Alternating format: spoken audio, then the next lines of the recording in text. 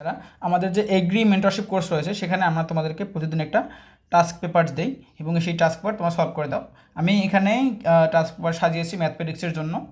এখানে তোমাদের আলাদা একটা সিস্টেম করেছি যেন তোমরা বেশি বেশি প্র্যাকটিস করতে পারো এবং এই কনফিউশন ক্লিয়ার করার জন্য এই ভিডিওটা আমি করতেছি। এখানে দেখো আমাদের যেহেতু সরল রেখা, তো সরল রেখা টাইপ 1 আমি এখানে টাইপ ভিত্তিক তোমাদের জন্য সাজিয়ে দিয়েছি। এখানে টাইপ ভিত্তিক এখানে দেওয়া আছে কোনো বিন্দুর পোলার স্থানাঙ্ক এত হলে কার্তেশীয় স্থানাঙ্ক কত হবে। আমি কিন্তু এইখানে দেখো এই জায়গাটাতে কোনো সংখ্যা লিখি নেই বা কিছু লিখি নেই, তারপর এখানে 1 2 3 1 2 3 লিখে 3টা দিয়ে দিয়েছি। অতএব তোমার এই যে 1 নাম্বারটাও এখানে যাবে, 2 নাম্বারটাও এখানে যাবে, 3 নাম্বারটাও এখানে যাবে, বুঝছো? তো তোমাকে এখানে 3টা কোয়েশ্চেন সলভ করতে হবে। এখানে তোমাকে 3টা কোয়েশ্চেন সলভ করতে হবে। 1 নাম্বার দিয়ে জাস্ট উত্তর কত হবে লিখবা, 2 নাম্বার দিয়ে উত্তর কত হবে লিখবা এবং 3 নাম্বার দিয়ে উত্তর কত হবে লিখবা। এর মাধ্যমে কি হলো, তোমার একই টাইপের কোশ্চেন বেশি বেশি তোমার প্র্যাকটিস করা হলো এবং আমি তো প্রশ্ন ব্যাংক অ্যানালাইসিস করেছি এবং আমি দেখেছি এই টাইপগুলো থেকে বেশি বেশি প্রশ্ন আসতেছে, বারবার প্রশ্ন আসতেছে এবং এই টাইপের প্রশ্ন যদি মেইন পরীক্ষায় আসে অর্থাৎ আমাদের কৃষিগুচ্ছে আসে, যেন তোমরা অনায়াসেই অনেক কম সময়ে সেই প্রশ্নগুলো দাগায় দিয়ে আসতে পারো। সেজন্য এই অবস্থা করা। বেশি বেশি প্র্যাকটিস করলে অবশ্যই সবার থেকে তোমরা আগায় থাকবা। বেশি বেশি অবশ্যই আমাদের প্র্যাকটিস করতে হবে। এখানে আবার দেখো 2 নম্বর ম্যাথে আমি দিয়েছি কোনো বিন্দুর কার্তেশীয় স্থানাঙ্ক এত হলে তার পোলার স্থানাঙ্ক কত হবে। এখানে আমি 2টা দিয়ে দিয়েছি এবং সেই অনুপাতে তোমরা 2টাই করবা।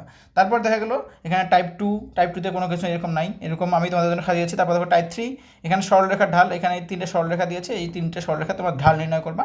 তারপর আবার এখানে দিয়েছি বিন্দুগামী সরলরেখার ঢাল, এই যে এই বিন্দুগামী সরলরেখার ঢাল তোমরা নির্ণয় করে দিবা।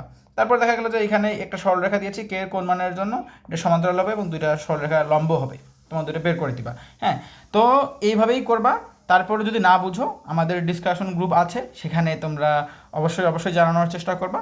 এরকম করে আমি তোমাদের টাইপ ভিত্তিক সবগুলো সাজিয়েছি। তারপর এখানে দেওয়া আছে বৃত্ততেও সেম সেম একইভাবে দেওয়া আছে। এখানে দেখো প্রথমে টাইপ 1-এ একটা সমীকরণ দেওয়া আছে। এই সমীকরণের আন্ডারে তোমার কেন্দ্র কত হবে, ব্যাসার্ধ কত হবে, ক্ষেত্রফল কত হবে, এক্স অক্ষকে স্পর্শ করলে সি এর মান কত হবে, ওয়াই অক্ষকে স্পর্শ করলে সি এর মান কত হবে, এক্স ও ওয়াই অক্ষ উভয়কে স্পর্শ করলে সি এর মান কত হবে।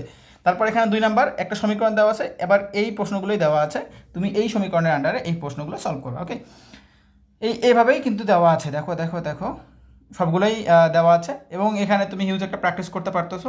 অবশ্যই প্রশ্ন ব্যাংক ভালো করে পড়বা এবং কনসেপ্টটা ভালো রাখবা। দেখবা এই টাস্কগুলো তোমার কোনো ব্যাপার না, এইগুলো তুমি অনেক সহজেই অনেক ভালোভাবে তুমি সলভ করতে পারতেছো। এবং একটা জিনিস মাথায় রাখা লাগবে, খুবই কম সময়ের মধ্যে, যত শর্টকাট পরে অ্যাপ্লাই করো, খুবই কম সময়ের মধ্যে এই প্রশ্নগুলো তোমাকে সলভ করা লাগবে। যত তাড়াতাড়ি, যত দ্রুততার সাথে, যত অ্যাকুরেসি মেনটেন করে তুমি সলভ করতে পারবা, তত বেশি সবার থেকে আগায় থাকবা। এটা অবশ্যই মাথায় রাখবা। ওকে, তো সবার জন্য শুভকামনা। যারা আমাদের কৃষি কোর্সে ভর্তি আছো, অবশ্যই ইনশাআল্লাহ আমাদের ব্যাচ থেকে অনেক ভালো একটা রেজাল্ট হবে এবং আমরা অনেক ভালো কিছু করতে পারবো। যেহেতু আমরা একা না, আমরা সবাই মিলে যুদ্ধে লড়তেছি। ইনশাআল্লাহ ইনশাআল্লাহ ইনশাআল্লাহ আমরা ভালো কিছু করবই।